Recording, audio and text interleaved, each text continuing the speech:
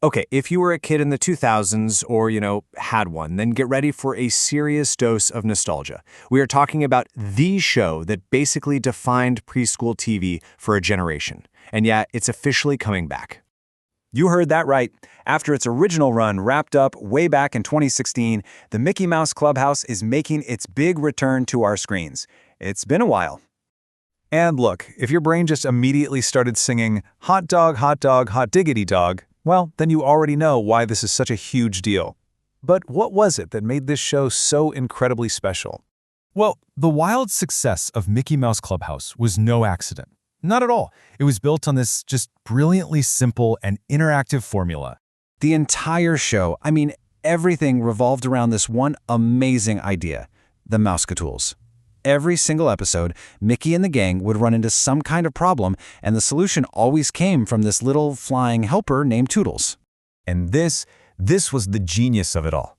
This interactive loop was the beating heart of every episode. First, a problem pops up.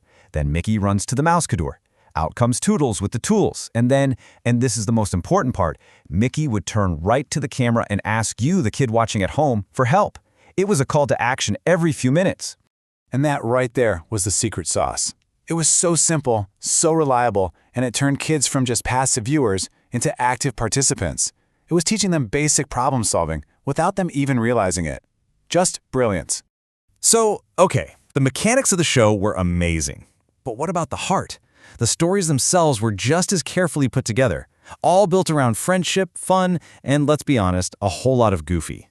You'd see these same core themes again and again in the best way. The episodes were always about simple problems, like helping a friend or figuring something out. And they were always packed with physical comedy and a sense of discovery. It was just a perfect recipe.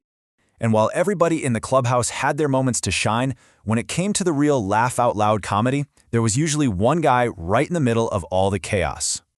Think about the episode Goofy Baby. Professor Von Drake's time machine goes a little sideways and boom, Goofy's a toddler. The whole gang has to figure out how to babysit him and fix the machine. It's classic Goofy. Or what about Goofy in Training? The whole plot is just everyone rallying around to help him get through this big obstacle course. So many of the best stories were just kicked off by Goofy's good-hearted clumsiness. In fact, it probably won't surprise you to learn who the star of the show's highest-rated episode ever is. Yep, Chef Goofy on the go. The whole thing is just Goofy trying to run a food truck and deliver lunch to all his friends. And just look at that rating, a 9.0 out of 10 on IMDb. That's huge. It's pretty clear that people absolutely loved it whenever Goofy got to take center stage. Okay, so all of that history brings us to today and to the future. With a formula that successful, you can see why Disney would want to bring it back. So, what do we actually know about this big comeback? First, let's just get our bearings on the timeline. The original show started way back in 2006, ran for a solid decade, and ended in 2016. This new series is set for 2025, so it's arriving almost a full 10 years after the first one said goodbye. All right, here's what's been confirmed. The revival is getting a new, modern name, Mickey Mouse Clubhouse Plus. We've got a premiere date, July 21st, 2025. You'll be able to watch it on Disney Junior and stream it on Disney+. But really, here's the most important thing for fans. They've confirmed that the core interactive problem-solving format is coming back. Oh, and for anyone holding their breath, yes, the hot dog song is officially back as the ending theme.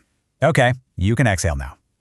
So, the stage is really set for a huge return. But that brings us to the big question, doesn't it?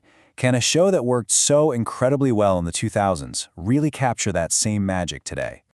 The strategy is pretty clear. Disney is betting that this educational formula is basically timeless. They're betting that there's a whole new generation of kids who are ready to shout, "Oh, Toodles!" at the TV and help Mickey save the day.